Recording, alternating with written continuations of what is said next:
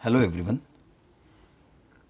कल सेंसेक्स का एक्सपायरी था और कल सेंसेक्स के एक्सपायरी में जो मैंने ट्रेड किया था उसका टाइमिंग आपको दिख रहा है 12:36 12:36 पे मैंने पुट बाय किया था और केवल 25 मिनट 26 मिनट का ट्रेड है। 25-26 मिनट के ट्रेड में ही मुझे उसका 3 टाइम्स रिटर्न मिला। लगभग 249 पे मैंने उसे एग्जिट किया। ये ट्रेड कैसे लिया, प्राइस एक्शन क्या होती है और प्राइस एक्शन का सीक्रेट जो कोई बता पा नहीं रहा या बताना चाहता नहीं, मुझे पता नहीं, लेकिन प्राइस एक्शन केवल लोअर लोज और lower highs, higher highs and higher lows break होना नहीं है। वो किस तरह ब्रेक हो रही है ये ज़्यादा इम्पॉर्टेंट है। उसके एंगल्स क्या है, उसका स्ट्रेंथ किस डायरेक्शन में है, ये समझना उससे ज़्यादा इम्पॉर्टेंट है। इसलिए इस वीडियो में मैं प्राइस एक्शन के बारे में आपको कुछ इम्पॉर्टेंट पॉइंट्स बताने वाला हूं जो मैं फॉलो करता हूं डेली अपने ट्रेडिंग स्टाइल में, जिस वजह से मैं दो चीज़ें कंट्रोल कर पाता हूं। एक, ओवर ट्रेडिंग, जिसको 90% ट्रेडर्स का सबसे बड़ा प्रॉब्लम है, जिसको कोई कंट्रोल नहीं कर पा रहा। और दूसरा, मैं केवल उस पॉइंट पर ट्रेड करना चाहता हूं जहां से मोमेंटम आने वाला है। मतलब ये दो प्रिंसिपल मैं जब फॉलो करता हूं तो उस वजह से मेरे जो ट्रेड चलते हैं उसमें 1:4, 1:5, 1:6 दिखाई देता है। जैसे आपको इस ट्रेड में देखिए, आपको दिखाई दे रहा होगा रिस्क टू रिवॉर्ड रेशो 1:6 मिला है मुझे इस ट्रेड में। केवल 26 to 30 पॉइंट्स के स्टॉप लॉस में मैंने 165 की पॉइंट की मूवमेंट ली है। इसीलिए कहता हूं दोस्तों, जब भी आप ट्रेड करो आपको प्राइस एक्शन के बेसिक प्रिंसिपल्स जो बताए जाते हैं कि हायर हाइज हो रहा है तो बाय करो, लोअर लोज हो रहा है तो सेल करो, ये सरासर गलत है।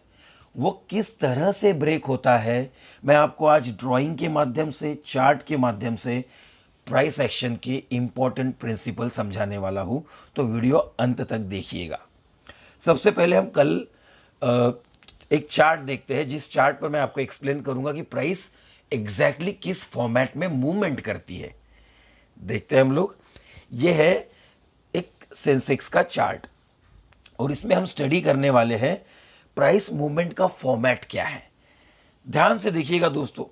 आपने सोचा होगा ये तो मैंने पहले भी देखा हुआ है, लेकिन आज मैं इसके बारे में जो बताने जा रहा हूं वो बहुत इंपॉर्टेंट पॉइंट है। देखिएगा, कुछ मूवमेंट्स में मार्क कर रहा हूं, उस मूवमेंट्स के बाद क्या हो रहा है आप सिर्फ इतना नोटिस कीजिए।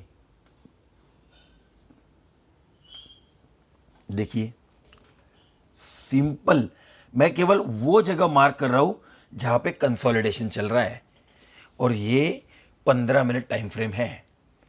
अब आप सोचोगे 15 मिनट टाइम फ्रेम इंट्राडे के लिए कैसे यूज किया जाए?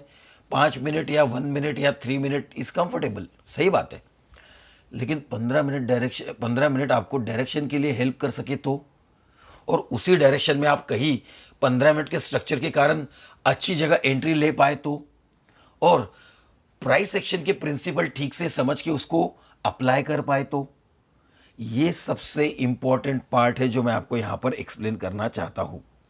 अब आते हैं प्राइस एक्शन के प्रिंसिपल पर। सबसे पहले तो माइंड से lower lows lower highs, lower lows lower highs, higher highs higher lows, higher highs higher lows निकाल दीजिए। ये इंपॉर्टेंट नहीं है क्या? बिल्कुल सरासर इंपॉर्टेंट है। बट क्या आपने उसको अप्लाई करने के बाद पैसे बना पाए? आप क्यों नहीं बना पाए? जब मैं ड्राइंग के माध्यम से आपको समझाऊंगा तो आपको समझ आएगा। लेकिन प्राइस एक्शन के दो इंपॉर्टेंट प्रिंसिपल पहले पेपर पर लिख लीजिए। पहला, किसी भी डायरेक्शन में बड़ा मूव आने के पहले एक लंबा पॉज होता है, जिसे आप sideways, range bound, consolidation, accumulation और बहुत तरह के नाम्स देते हो। बट अल्टीमेट मोन उसका मीनिंग ये है कि यहां पर बायर और सेलर एक दूसरे के साथ एकदम इक्विलिब्रियम में ट्रेड कर रहे हैं और कोई एक साइड ये फटने वाला है। क्या वो साइड पहले से पता हो सकती है? बिल्कुल हो सकती है। लेकिन अगर उसकी अपोजिट साइड फटा तो पॉसिबिलिटी नहीं है। 50% वो भी पॉसिबिलिटी है। लेकिन अगर मुझे पता है अगर ऊपर फटा तो ही मैं ट्रेड करूंगा, नीचे फटा तो मैं ट्रेड नहीं करूंगा, तो हमारा 50% ओवर ट्रेडिंग का रीजन ही चला गया कि रैंडम कहीं पे भी ट्रेड लेना है, रीजनिंग के साथ ट्रेड लेना है। यह पहला पॉइंट। बड़ी मूवमेंट के पहले एक बड़ा पॉज होता है।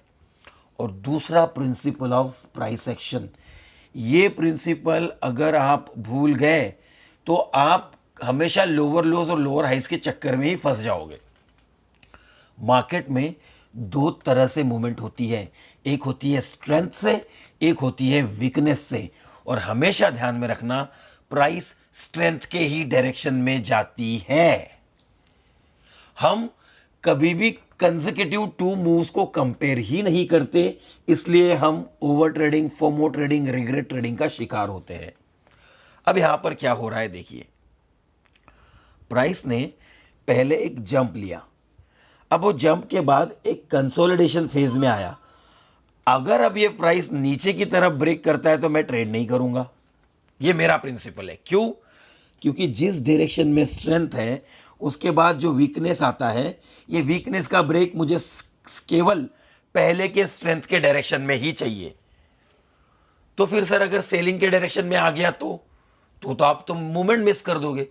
ये जो मिस कर दोगे, मिस कर दोगे, मिस कर दोगे आपके माइंड में डाला जा रहा है ना, ये मिस नहीं है दोस्तों, ये है डिसिप्लिन कि मुझे जो समझ आ रहा है मैं उसी डायरेक्शन में ट्रेड करूंगा। अगर अपोजिट डायरेक्शन में ट्रेंड आता है तो क्या करना है ये समझिए। पहले मैं आपको बताता हूं, अगर अपोजिट डायरेक्शन में मूवमेंट आ रही है तो मैं क्या करता हूं, देखिएगा ठीक से। अब यह आया स्ट्रेंथ और यह आया वीकनेस, तो मुझे तो ट्रेड चाहिए इस डायरेक्शन में। अब अगर ये ब्रेकडाउन यहां हो गया, अब मुझे वीकनेस चाहिए अपोजिट डायरेक्शन में, फिर मैं ट्रेड ढूंढूंगा इस डायरेक्शन में।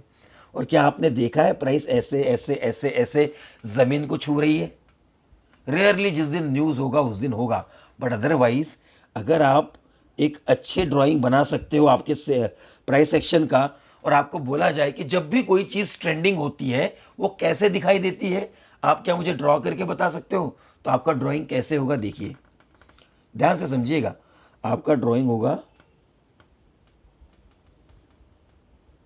आप निकाल के देख लीजिए पेपर पर, किसी ने भी ऐसा ड्राइंग नहीं बनाया होगा। देखिए,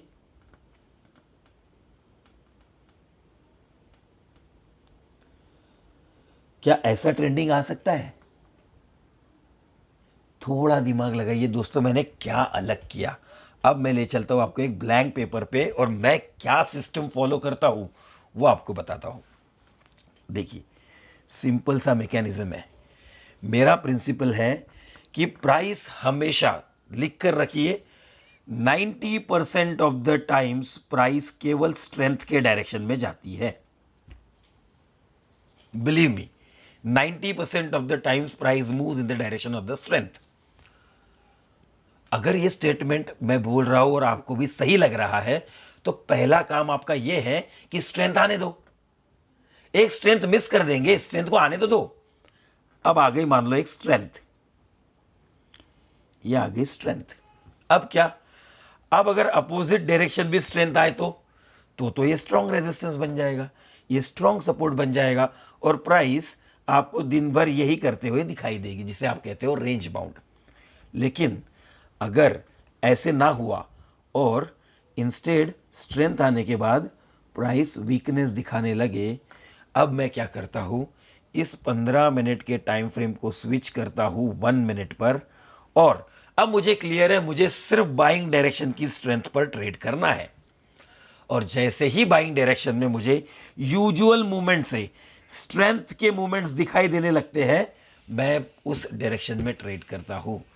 अब यही चीज मैं आपको कल के ट्रेड में एक्सप्लेन करता हूं, मैंने उसको कैसे ट्रेड किया। देखिए क्या हुआ है, आप समझिए।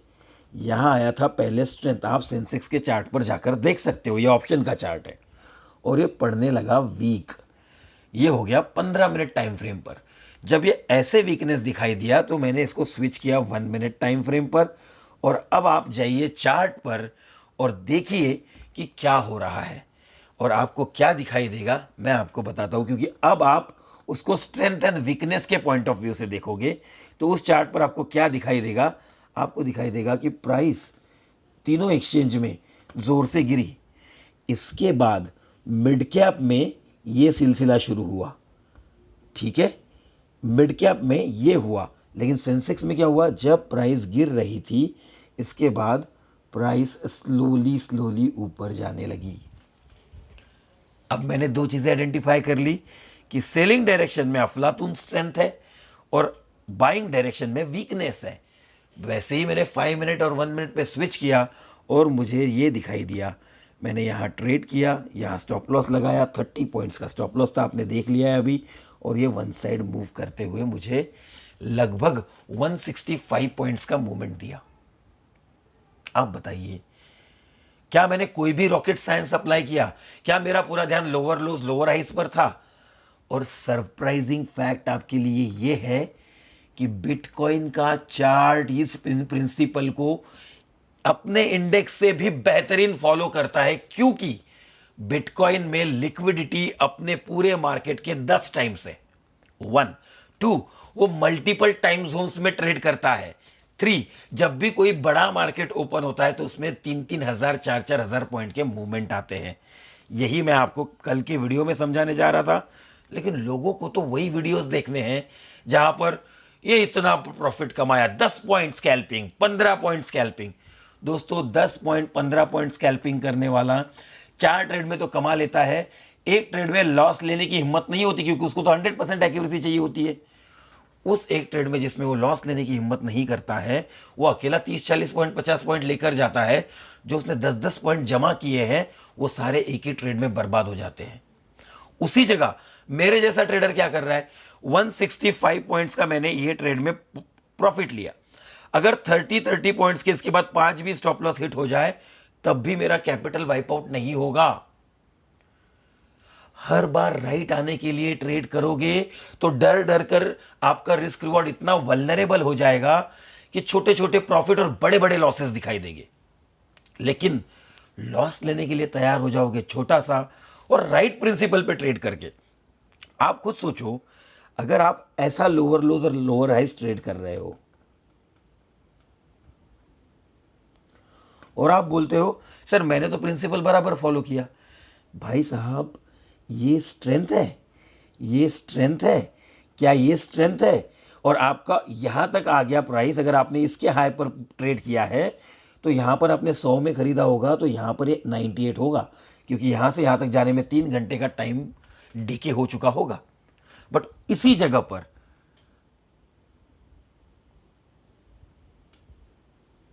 अब अगर आपने इसके हाई पर ब्रेक पर ट्रेड किया होगा तो यहां पे 100 खरीदा होगा तो ये यहां पर 150 हो चुका होगा। आपका प्राइस के एंगल पर ध्यान ही नहीं है। शार्पनेस क्या होती है, वीकनेस क्या होती है, शार्पनेस की डायरेक्शन में मार्केट जा रहा है, ऐसा तो कभी आपने स्टडी ही नहीं किया। एक बार जाकर चार्ट को विजिट कीजिए। मैं केवल यही प्रिंसिपल फॉलो करता हूं। आपको मैं अभी बिटकॉइन का एक चार्ट दिखाता हूं जिसमें आपको समझ आएगा कि बिटकॉइन कैसे मूवमेंट करता है। ये देखो दोस्तों, ये बिटकॉइन का चार्ट है और थोड़ा सा इस प्रिंसिपल पे ध्यान दो। ये वाला फॉल देखो, ये फॉल के बाद ये मूवमेंट देखो, फिर प्राइस कहाँ गई, इस डायरेक्शन में गई। अब इस डायरेक्शन के बाद वी शेप रिकवरी है, इसके बाद ये वीकनेस देखो, प्राइस कहाँ गई, स्ट्रेट ऊपर गई। ये वीकनेस देखो, प्राइस कहाँ गई, ऊपर गई। ये फॉल के बाद ये वीकनेस देखो, ये वीकनेस के बाद प्राइस कहाँ गई, नीचे गई। ये वीकनेस देखो, इसके बाद प्राइस नीचे गई। ये वीकनेस देखो, प्राइस नीचे गई। ये वीकनेस देखो। अब अगर नीचे जाती तो हम ट्रेड करते। मैंने जो प्रिंसिपल समझाया, मुझे जिस डायरेक्शन में ब्रेकडाउन चाहिए उस डायरेक्शन में ब्रेकडाउन आया तो मैं ट्रेड करूंगा। तो ये मुझे नीचे चाहिए था, ये नीचे नहीं आया तो मेरा ट्रेड नहीं हुआ। तो ये मेरे लिए क्या हो गया, ये मेरे लिए हो गया पहला स्ट्रेंथ। अब इसके बाद इस वीकनेस के बाद यहाँ ऊपर ब्रेक आएगा तो मैं ट्रेड करूंगा, लेकिन ये ब्रेक कहाँ आया, नीचे की तरफ आया, तो मैंने ये भी ट्रेड नहीं किया। मतलब अगर मैं मेरे प्रिंसिपल्स को फॉलो करूंगा तो क्या मैं रॉन्ग ट्रेड लेने से बचूंगा नहीं? और क्या जो हमेशा हो रहा है, स्ट्रेंथ एंड वीकनेस के बाद स्ट्रेंथ के ही डायरेक्शन में मार्केट जा रहा है, ये अगर 80% टाइम्स हो रहा है और 20% टाइम्स अपोजिट डायरेक्शन में जा रहा है, तो ये 20% टाइम्स को सरासर निकाल देना अपने माइंड से, क्या ये बहुत अच्छी बात नहीं है ट्रेडिंग में? इसलिए मेरी आप सबसे रिक्वेस्ट है, एक प्रॉपर प्रिंसिपल ऑफ ट्रेडिंग समझिए।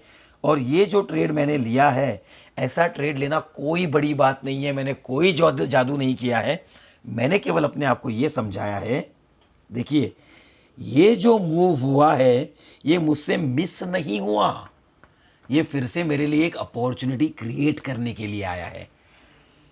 लेकिन अगर मैं ऐसे मूव में ट्रेड करते बैठता तो क्या मेरा DK premium DK DK DK DK होता हुआ कैपिटल आधा वाइप आउट नहीं हो जाता? इसलिए मैं अलाउ करता हूं प्राइस को पहले स्ट्रेंथ दिखाए। जब प्राइस पहली बार स्ट्रेंथ दिखाएगी उसके बाद मेरे प्लानिंग स्टार्ट होते हैं कि अब आगे क्या होगा, तो मैं क्या करूंगा। आपको बिल्कुल मेरी विनती है, ये पूरी चीज़ें मैं अपने स्टूडेंट के साथ शेयर करता हूँ, उनको सिखाता हूँ। लेकिन अगर आपको सीखना है तो राइट प्रिंसिपल पर सीखिए। आपको बिल्कुल भी लोअर लोज लोअर हाइस को ब्लाइंडली फॉलो करने की ज़रूरत नहीं है। आप इसको स्ट्रेंथ एंड वीकनेस के पर्सपेक्टिव से देखना स्टार्ट कीजिए। आपके ट्रेडिंग में एक अपसाइड डाउन चेंज आएगा, ये आपको मैं गारंटी देता हूँ। आशा करता हूँ ये वीडियो आपको पसंद आया हो दोस्तों। Thank you.